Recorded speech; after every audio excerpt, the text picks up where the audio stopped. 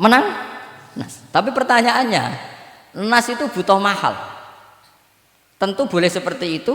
Asumsinya Nabi adalah jangan-jangan sampai sana memang belum huruf samsi. Maka makna yang mesti benar adalah aisariu fil masyi. Kamu harus tergesa-gesa jalannya sehingga potensi menangi asar di Bani Quraidah. Jadi unik. Terus itu difahami pentingnya musaroah fil iktida. Jadi kalau anut Kanjeng Nabi harus musaroah. Nah, musaroah ini pula yang menjadi basis fikih. Makanya ulama dulu kalau ngarang fikih itu gampang sekali.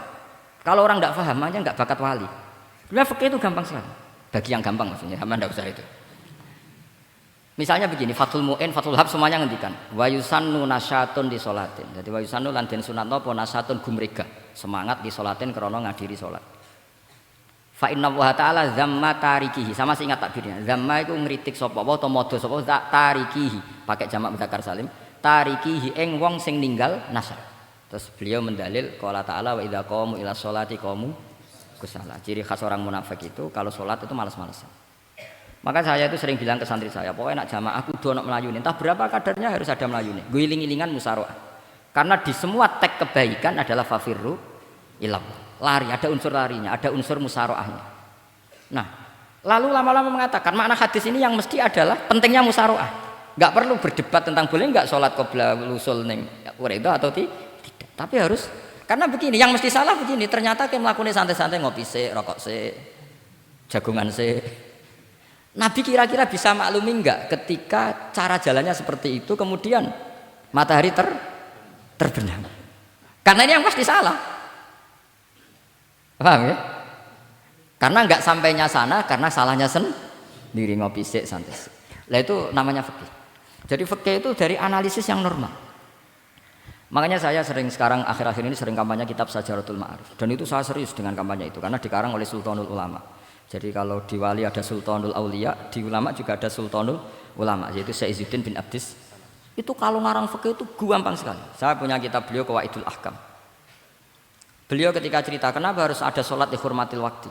Beliau nerangkannya enak sekali.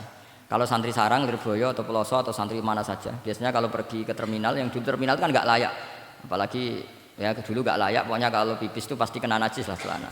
Santri kan biasanya milih sholat nanti di pondok, milih terawih lah. Milih terawih kan duhur asar. Saya tidak tahu kalau gusnya. Tapi kira-kira ya agak-agak sama kira-kira gitu. Alasannya santri yo nakal, meninggalkan sholat fil waktu itu karena alimnya. Kan sholat dihormati wajib iadah, ngapain daripada wajib iadah mendingan tidak usah sholat. Jadi ilmu itu tuh bermata dua. Rata-rata yang sudah tahu wajib iadah milih sholat apa milih ndak?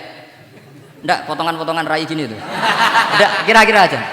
Milih ndak kan karena tahu wajib ya.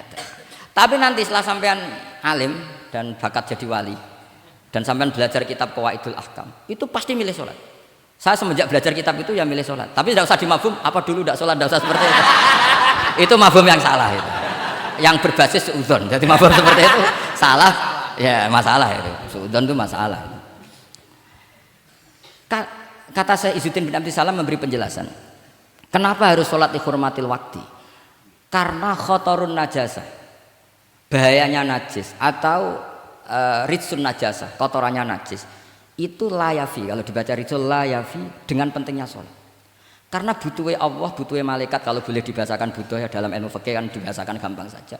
Ada orang sujud di waktu yang diwajibkan sujud. Sehingga diabaikan syarat salat itu harus toharatul badan wa tasawubi dan wal makan. Kok kira pantas ana waktu salat kemudian la tasjudu fil waqti sajdah. Dadi akhir gampangane wes tetep keren meskipun kowe salat nganggo najis ora sempurna tetep keren. Piye-piye cara didelok malaikat kok dhuwur wis keceluk sujud, keceluk musolli. Daripada kowe misale asar gak salat alasan celana kok najis, maghrib ora salat. Terus jare malaikat berkhataman Wahab kok kelakuane ngono kan gitu ya.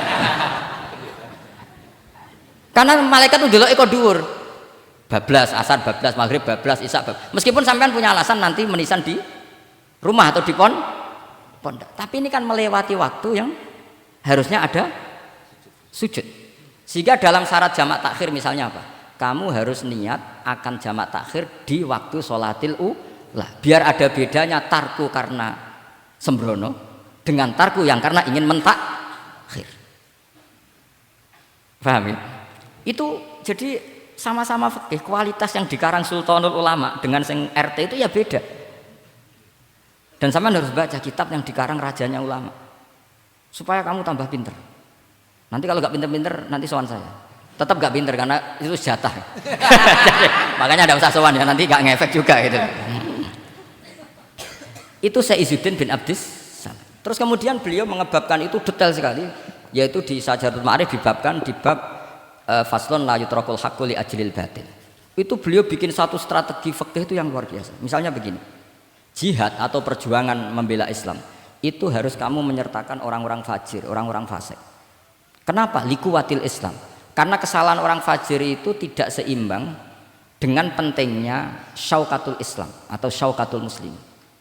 Terus saya itu dulu ya iskal itu ya agak protes, tapi ini ulama wali. Sampai saya sholat berkali-kali, ya Allah saya beri kefahaman tak ini. Kalau terpaksa beda, nanti saya mohon ketemu beliau, saya mau protes. Sama nggak usah tahu caranya ketemu wali-wali yang sudah meninggal. Nanti kalau sudah jadi wali tahu sendiri. Jadi tidak usah tanya. Akhirnya saya sholat dan akhirnya faham tanpa ketemu.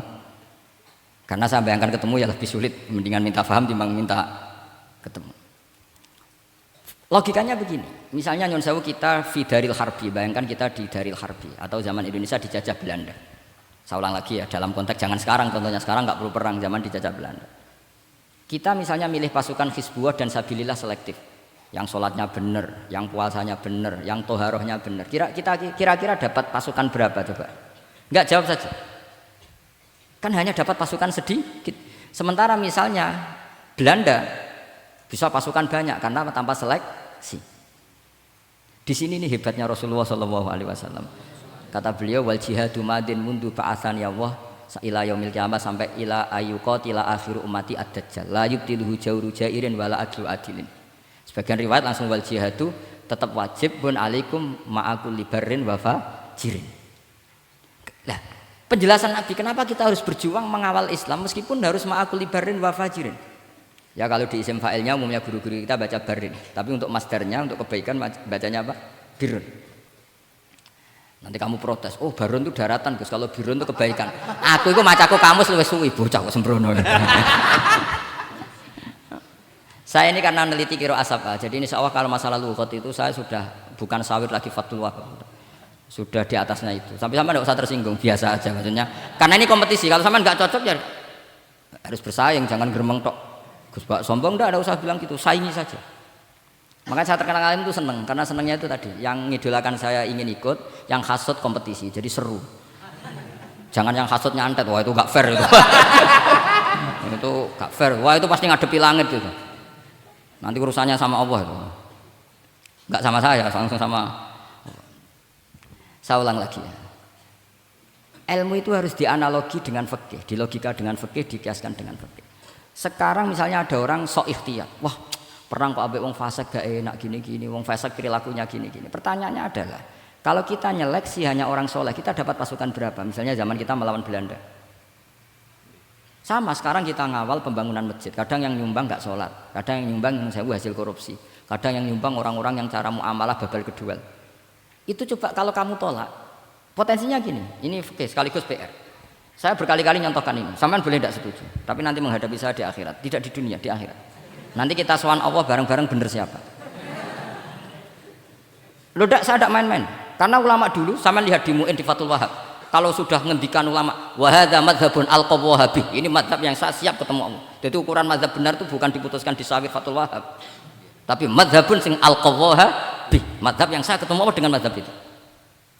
Misalnya gini, ada orang fasik lewat di depan saya, punya uang 1 juta. Delalah pas itu qadhafa fi qalbihi hubbal ulama. Pas itu delalah beliau senang ulama terus bilang gini, Gus Pak, uang ini tak kasihkan kamu 1 juta. Dia fasik, misalnya terkenal syaribul khomri. Saya ini menurut pertanyaan saya, ini jawab saja. Kamu salah nggak apa-apa. Wajib menerima apa haram menerima apa bebas mubah. Ayo milih di polling. Nggak usah sungkan Gus Kausar. Ini beliau posisi senior, milih menerima apa menolak. Wajib apa sunat? Sunat apa wajib? Nah logika harus terbangun begini. Kalau kamu terima maka akan dicibir. Malam nih Fathul Wahab tiga duit saya kok gelem, bolak-balik nak duit gelem aja. Itu juga masalah kan? Kiai latihan jatuh kan? Artinya posisinya tidak mantep-mantep amat.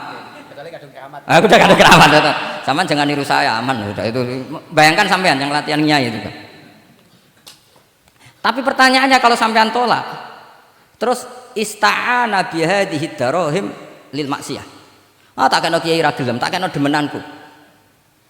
Dan hari itu andaikan dia tidak punya uang 1 juta, dia tidak bisa kedemenannya. Gara-gara sampean tolak, dia punya alat untuk maksiat lagi. Kalau seperti ini jadi haram apa wajib? Loh, berarti sampean harus gak jawab anut aku. Artinya sampean jawab kan terprovokasi saya kan? Terprovokasi narasi. Terprovokasi narasi. Itu kriminal untuk calon ulama gitu itu nggak boleh. Nah, logika ghanimah kira-kira seperti itu. Ghanimah itu normalnya haram. Normalnya haram karena ghanimah itu min amwalil kufar.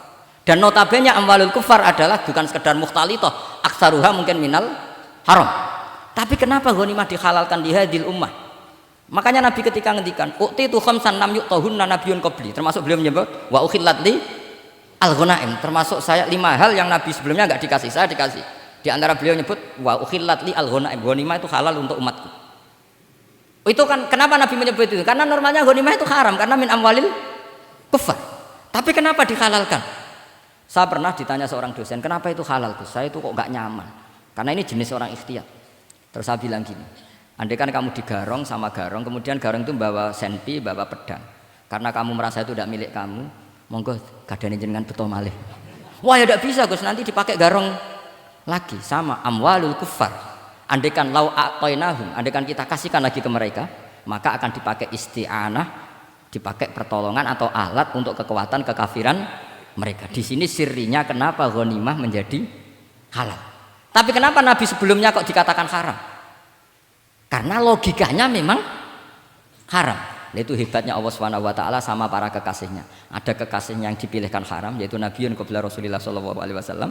Karena normalnya memang haram. Ada Nabi yang fikihnya lebih dinaikkan lagi, yaitu dihalalkan supaya harta ini tidak dipakai i'anah alal maksi. Sampean milih fikih mana coba? Nah, saya berharap pinternya Khatam Fathul Wahab itu paling enggak sampai seperti ini. Bariku nantang saya enggak apa-apa. Tapi nanti ketemu di akhirat. Nah itu fikih. Jadi fikih itu. Nah, tapi kan iso wae Gus nampani khadzun nafsi lah, itu mulai masalah kan. Makanya yang seperti itu jangan untuk khadzun nafsi. Karena kita butuhnya itu nyita supaya ini enggak dipakai kekuatan maksiat. Jebule mbek kon malah go ngopi rokokan. Nah, ini orang kan terus curiga jebule nek ambek dhuwit ya do gelem. Buktikan kalau Anda tidak pakai. Kamu terima sebagai penyitaan, tapi Anda tidak pakai. Wah itu hebat.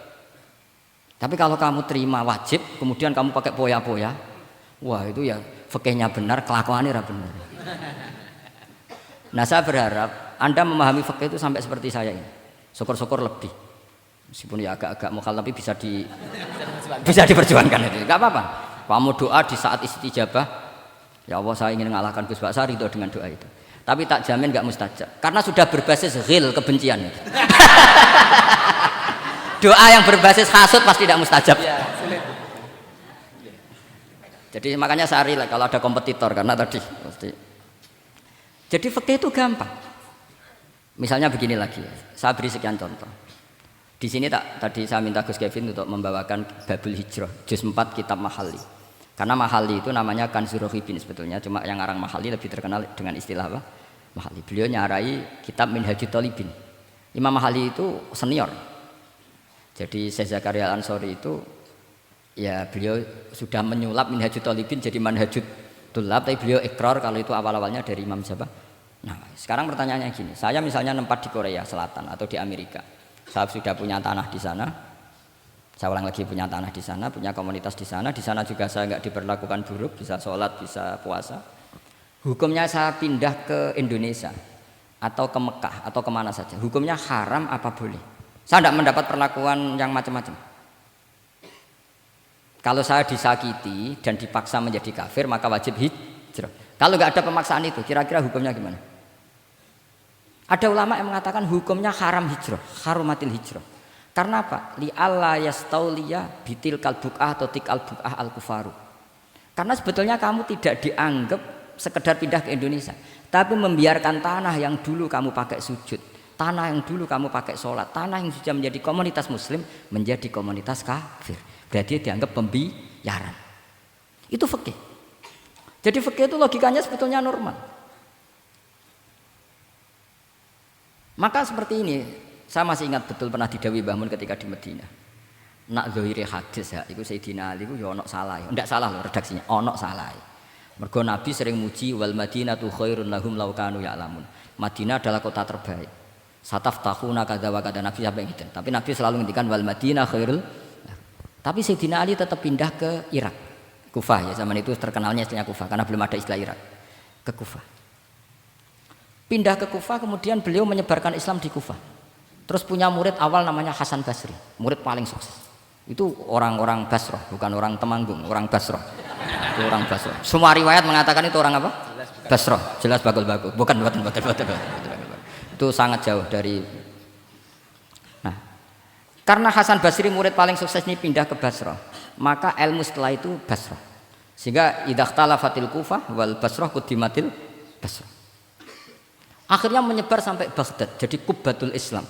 Orang bisa dikatakan alim kalau sudah dikatakan alim di Baghdad. Termasuk Imam Syafi'i itu ngajinya di Baghdad. Padahal beliau lahirnya di Gaza. Huzah itu kalau sekarang itu apa? Gaza. Askolan itu juga Palestina. Nah, dawe Mbah Mun. Tapi Sayyidina Ali ku wong alim. Saiki nak wong Islam tengok-tengok ning Madinah berarti membiarkan bumi Allah di sana-sana itu tanpa ada Islam. Akhirnya Sayyidina Ali tidak mengikuti dohire hadis. Tentu Nabi Sayyidina Ali pasti mengikuti hadis, tapi hadis wal Madinatu khairul lahum law kanu ya'lamun itu ada konteksnya. Keluar dari Madinah linasril ilmi itu juga ada konteksnya. Sehingga kenapa dulu ketika futuhat, saya ulang lagi ketika futuhat, itu banyak sahabat yang sudah di Madinah mapan. Ketika Mekah sudah takluk 100% sama Sayyidina Umar ditawari. Halla raja'tum ila Makkah tatufuna bil baiti kada wa kada. Wa fadliyatus salat fil haram ka alfi salatin fi itu dipuji-puji. Mbok yo pindah ke Mekah, Mekah sekarang sudah milik kita. Salat di Mekah itu ka alfi salatin kada wa kada. Tapi kata para sahabat yang sudah di mana-mana di Persia itu kalau sekarang Iran, di Lebanon, di Syam kalau dulu. Kata beliau-beliau itu, paling banter kalau saya di Mekah ibadahnya tawaf. Tapi kalau di negara-negara ini adalah nasrul Islam. Wa nasrul Islam itu da'bul ambiya. Bihada ursilatir rusul. Karena nasrul Islam itu para rasul diutus. Akhirnya mereka terus hidup di mana-mana. Termasuk muridnya Sayyidina Ali menurut sebagian cerita terus pindah ke Baros itu. Kemana? Baros. Jadi Islam pertama di Indonesia itu muridnya Sayyidina Ali yang di Sumatera itu. Nah, pertanyaannya adalah kalau kamu punya murid atau anak pamit mau kuliah di Jerman atau di Australia, kamu milih melarang apa menyuruh? Kalau melarang, kalau menyuruh takut perilaku barat. Kalau melarang berarti kamu membiarkan Jerman tanpa ada yang sujud. Padahal semua bumi diciptakan Allah, ju'ilat lanal ardu kulluha masjidan. Lah itu fikih. Fikih akan berdebat untuk hal-hal seperti itu. Ini saya beri contoh. Ini masih ada waktu 10 menit. Ya, jangan lama-lama nanti malah bingung. Yang bingung tidak sampean, saya juga ikut bingung nanti kalau kelamaan. Tidak supaya ini logika ini apa? Logika fikih ya, fikih yang sedap ini tadi sudah halaman 227 ya. Ini tidak supaya sampean tahu. Karena saya pernah belajar detail ya, tentang Mahali sama Qalyubi. Ini kalau di kitab ini halaman 227 ya, tentang juz 4 ya, halaman 227 juz berapa? 4. Saya beri contoh ya. Ini supaya clear ya masalah posisi kita. Jadi misalnya sama orang Indonesia pindah ke negara lain terus Indonesia kemudian ditempati orang-orang yang nggak benar. Berarti kamu ikut tanggung jawab. Saya baca Bismillahirrahmanirrahim.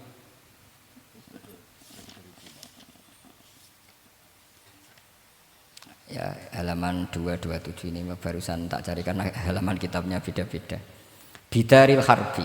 Terus ada kata-kata fa'in roja madzukira. Roja itu kembali ke kalau seseorang itu bidaril harbi berharap masyarakat situ bisa Islam, bisa dakwah. Fa muqamuhu afdal. Saya juga mau baca makom apa mukom. Di sini umumnya baca mukom apa makom. Mukom ya karena dari mati aqama yuqimu iqamatan berarti kan mukim. Kalau mukim ya resikonya harus dibaca mukom. Tapi kalau ada yang baca makom ya jangan dimarahin, mas, kasihan. Bakul-bakul bukan bener itu loh. Fa'in roja madzukira fa muqamuhu afdalu. Au qadara alal i'tizali harumatil hijratu. Umumnya di sini baca harumat atau hurimat? Ya boleh dua, ya boleh harumat, boleh hurimat. Kalau itu masih. li alla yastauliyal kufaru ala mahallihi fayasbahu darul kufri. Jadi artinya gini, misalnya saya di Jogja misalnya, atau di Jakarta atau di Batam, di situ atau di Papua, di situ kamu merantau di sana sudah bisa menciptakan komunitas Islam. Kemudian kamu pindah, itu bukan dianggap pindah secara mubah karena kangen keluarga, enggak, tapi ada masalah. Setelah kamu pindah ini yang menghuni siapa? Jangan-jangan min dari sujud ila niklab misalnya. Itu fikih. Jadi fikih itu sebetulnya normal saja. Tapi karena kita baca tidak detail terus kayak apa gitu, kayak fikih itu aneh semua. Dasar gak bakat alim. Jadi sebetulnya fikih itu normal. Ya. Makanya kembali ke tadi, kalau orang alim tidak mau izharul ilmi fa alaihi laknatullahi wal malaikati wan nasi ajmain. Misalnya saya ini terkenal membawa Islam yang mudah, yang menyenangkan. Orang itu sampai maksiat itu cari kesenangan. Orang sampai maksiat itu karena cari kesenangan. Tapi kalau kesenangan itu tidak didapatkan fit to'at, karena to'at dikampanyakan secara agak teroris. Kamu sholat tidak mesti diterima, karena baju kamu nggak mesti semuanya halal, sujud kamu nggak mesti diteror, sehingga orang yang sholat tuh, sholat ya mesti ditompo, mendingan nggak sholat. Kita ini kan mikir seperti itu. Coba nyun sewu, kalau orang-orang Kristiani, kalau kampanye gimana? Setiap orang mati bersama Bapak di surga. Sementara kita sudah kiai mati masih didoakan ingkana muhsinan. Itu murid kita loh. Itu kan gak sopan sekali. Murid dongakno gurune ingkana muhsinan. Murid kualat. Gurune kok muhsinane ditaklek ingkana muhsinan. Cara aku dadi gurumu sembrono guru darane. Susah apa sing muni kana muhsinan ije dikein. Itu kan saya belum pernah doakan Mbah Mun gitu. Kalau saya mendoakan beliau supaya diampuni, doa saya tak rubah gini. Ya Allah antal ghafur wa anta dzu maghfirah. Maka sepatutnya jenengan mengampuni guru saya. Jadi saya tuh kalau bilang ingkana itu kayak gimana gitu. Tapi ini urusan zauk ya, sampean enggak boleh protes. Tapi sanate ngono Gus, niki kitab-kitab ngono, sampean ngrubah sanad. Ya saya kalau enggak bisa apa-apa kalau sampean protes gitu. Sampean ngrubah adab kalau gitu. Nak protes-protesan. Lu coba misalnya Syekh Abdul Qadir Jailani itu Sultanul Aulia ya. Terus beliau misalnya wafat di pelosok. Terus kamu berdoa ingkana muhsinan coba. Ini ketuane wali di ingkana. Boyo wong ndek akhlak sithik gitu maksudnya. Wong sak donya iku ya tabarraku bi. Ya tabarraku nabi. Saiki ditaklek ingkana. Saya tuh belum pernah doain guru-guru dengan meskipun saya tahu itu doa yang karena pilihannya gini. Misalnya sampean protes, "Gus wong sanate ngono." Jangan-jangan mancen apalam mau ikut tok. Loh Imam Syafi'i itu kalau doain mayit, ini sekaligus ijazah tapi haram ditiru. Ya tapi ijazah tapi haram ditiru. Imam Syafi'i itu pernah mengecewakan seseorang karena beliau itu idola, ada orang meninggal beliau diminta rawuh. Doanya hanya gini tok, ya Allah, Engkau itu tetap menjadi Tuhan meskipun tidak menyiksa orang ini. Jadi menyiksa orang ini tidak kebutuhan Engkau. Kalau tidak jadi kebutuhan Engkau ya tidak usah dilakukan, Gus. Itu terus pulang keluarganya gremeng, iki piye donga ngono tok. Tapi satu keluarga itu diimpeni mayit itu diampuni gara-gara doanya Imam Syafi'i. Ya Allah, anta ghaniyun, anta itu ghaniyun an adzabin. Engkau tidak perlu menyiksa orang ini. Engkau tetap Tuhan, tanpa menyiksa orang ini tetap Tuhan. Jika itu tidak kebutuhan engkau, ya sudah tidak usah dilakukan. Terus iya. Jadi kalau saya doain guru-guru ya Allah sifat ghafur engkau itu pasti efektif. Enggak mungkin sifatnya jenengan kok boten tembus. Ya sudah, ya seperti itulah ya Allah.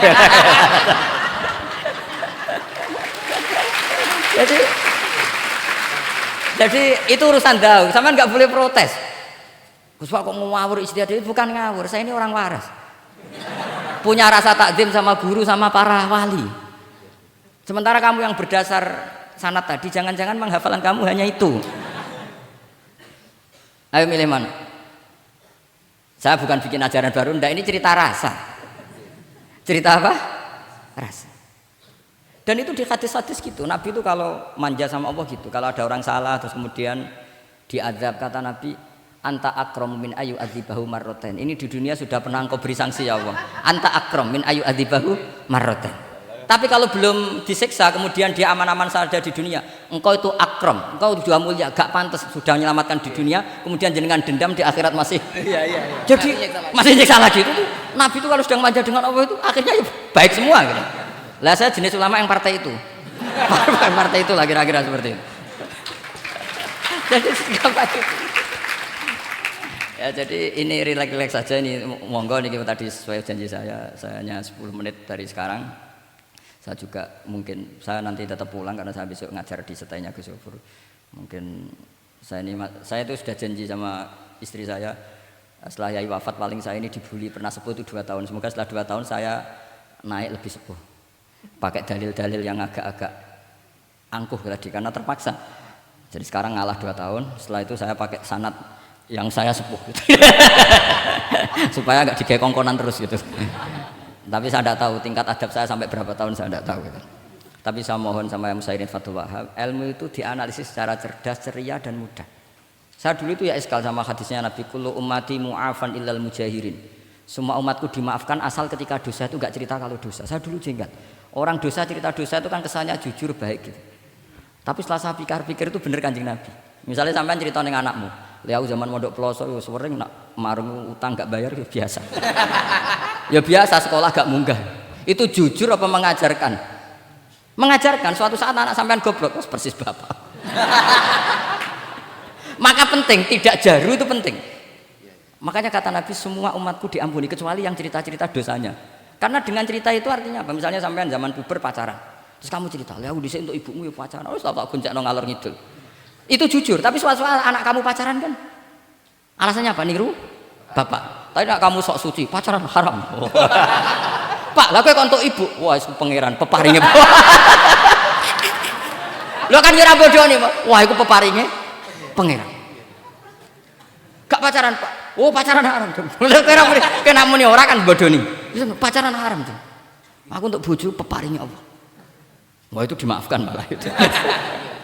Lho coba nyuwun sewu, ini analogi ya nyuwun sewu. Kalau andekan semua yang pernah zina itu ngaku zina. Kalau itu jumlahnya 1000 saja, 1000 itu punya keluarga. Satu orang minimal punya keluarga 10. Akan dipakai justifikasi kalau suatu saat zina berdasar pernah Pak D-nya atau Pak L-nya. Iya enggak? Tapi kalau semuanya enggak ngaku dan semuanya nyuwun sewu sok suci. Wanteng ning masjid, sak wiridan nangis. Suwan anak putune kan, wah mbahku khusuk kuat. Padahal nangisnya perkara nyesal tahu mau. Tapi artinya apa? Konsep yang dikatakan Rasulullah SAW itu kan luar biasa. Kullu ummati mu'afan illal mujahirin. Karena dengan jihar, memang di situ masdarnya kok jadi jihar. Jadi bukan ijhar tapi jihar. Jadi memang bahasa Arab itu agak unik. Misalnya di nahwu itu masdar itu kalam. Kalam berarti sulasi mujarrad. Tapi fiilnya enggak kelaku. Kalimah yaklimu kalaman itu enggak melaku. Sing melaku lam yatakallam. Tapi padahal masdarnya kalam. Jadi suara sama raya aku pengalaman, masalah lughat itu pengalaman sekali. Jadi memang bahasa Arab itu lucu. Apalagi lafadz bagho, malah paling kasus dalam bab yungqalu. Bagho maknane lacut. Bareng melok wazan imbagho. Yang bagi sayukjo. Iku piye? Biasanya makna sulasi mujarrad sama mazid kan enggak beda-beda jauh. Bareng kena bagho tuntas. Bagho dadi yang bagi. Nang takok, yang bagi sulasi mujarrad apa? Bagho, Pak. Bagho maknane apa? Jadi tiang-tiang lacut, Pak. Mergo wis bingung gurune ben nerangno bingung. Daripada bingung wis jare tiang-tiang maknane lacut. Kayak laisa ku fi'il mandi, mudhari endi? Ora ono mudhari. Mandi kok ora ono mudhari? Ya mandi wae ora usah mudhari. Terus repot bahasa Arab wis repot. Kene ra melok dibahas mau apa coba? Ya sudah takdir ngono ae sudah. Jadi apa yang dikonsepkan Rasulullah SAW itu pasti yang terbaik.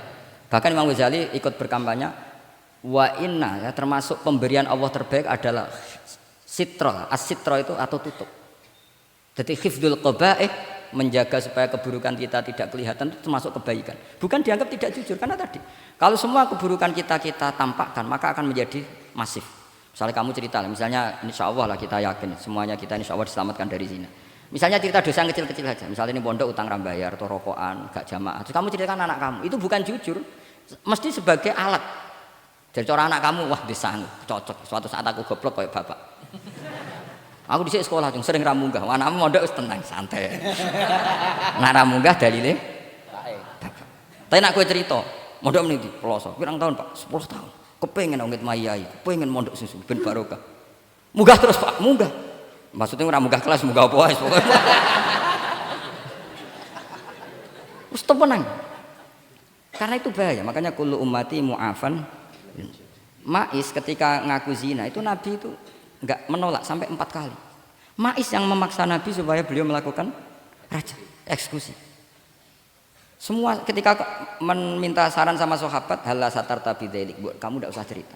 Karena tadi logikanya kalau ada Ma'is ya, jangan-jangan yang lain juga ya, itu kan menimbulkan macam-macam.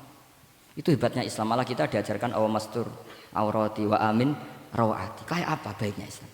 Tapi kita sekarang karena tidak baca hadis, lalu ada gerakan jujur. Mari semua meresapi dosa masing-masing. Kamu pernah ini istighfar terus nangis. Jebule gerakan ngono iku ya nyun sewu ya ono duwike kan yo repot. Tidak usah seperti itu. Ikuti hadis Rasulullah Shallallahu Alaihi Wasallam bahwa termasuk nikmatnya Allah Taala itu adalah tertutupi semua kesalahan-kesalahan kita.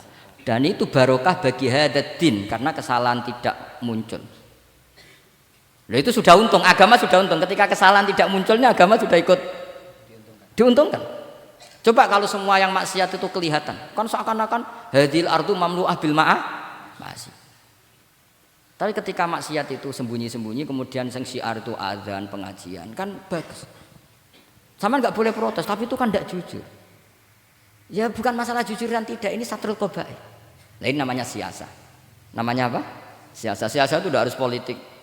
Tentang negara, kita mengelola diri kita sendiri butuh apa? Butuh siasa. Jadi misalnya kamu cerita kebaikan kamu kepada anak, biar kebaikan itu ditiru. Tapi kalau anak kamu tanya, Pak, sampean nate salah, itu sesuatu yang paling saya takutkan, Cung. Karena aku sering naudzubillah minas salah. Tapi Bapak pernah salah enggak? Itu pertanyaan enggak penting. Karena tadi bahaya. Lu enak, maksudnya beragama seperti ini tuh enak. Kullu ummati mu'afan illal mujahid. Itu kan luar biasa. Jadi semua umatku itu diampuni asal tidak cerita-cerita. Misalnya gak cerita ke anak, cerita ke teman. Aku udah gendaan, tahu tak ambung. Mesti pikiran kamu, yang pondok is pengurus jebule tahu ngono. Mesti digo, suatu saat aku nak ngono, awas. Atau nak caiki keamanan, awas kita kandakno kan gitu. Tetap ini menjadi alat maksiat bagi yang lah. Jadi tapi saya dulu itu iskal, kenapa ada hadis seperti itu? Tapi setelah saya analisis, memang kalau ijtihar atau ijhar itu efek negatifnya luar biasa, dan kita harus iktidak bi Rasulillah Shallallahu Alaihi Wasallam. Ya tentu idealnya yora maksiat, yora konangan maksiat. Memang karena tidak pernah itu ideal. Memang gak konangan karena tidak pernah melakukan. Ya saya kira demikian. Saya mohon supaya ya tadi ya saya Fathul Wahab dari kitab Manhajut Tullab. Itu dikarang Zakaria Al-Ansori Mbak Zakaria. Tapi kitab itu sebenarnya dari Minhajut Thalibin. Minhajut Thalibin dari kitab Al-Muharrar. Itu dari kitab Basit Wasit Wajiz. Terus itu dari kitab Nihayatul Matlab fi Dirayatil Madhab. Itu mensarai kitab Mukhtasarul Muzani, karangannya Imam Muzani ketika diimlakan Imam Syafi'i. Karena semua karangan Imam Syafi'i itu amla alaina Syafi'i. Ya, amla alaina Syafi'i. Makanya kalau sampai ngaji muin qala fil Buaiti. Buaiti itu nama orang. Qala Syafi'i fil Buaiti, qala Syafi'i wa amlahu alal Buaiti. Makanya qala fil Buaiti, qala fil Muzani itu nama orang. Artinya karena Imam Syafi'i itu hanya mengimplekan. Terus muridnya nulis. Nah kebetulan tulisan paling mudawwan itu karangannya Imam Muzani, disebut Mukhtasarul Muzani. Sebenarnya beliau punya murid banyak, ada Imam Muzani, Imam Robi, Imam siapa Buai. Saya kira demikian. Assalamualaikum warahmatullahi wabarakatuh.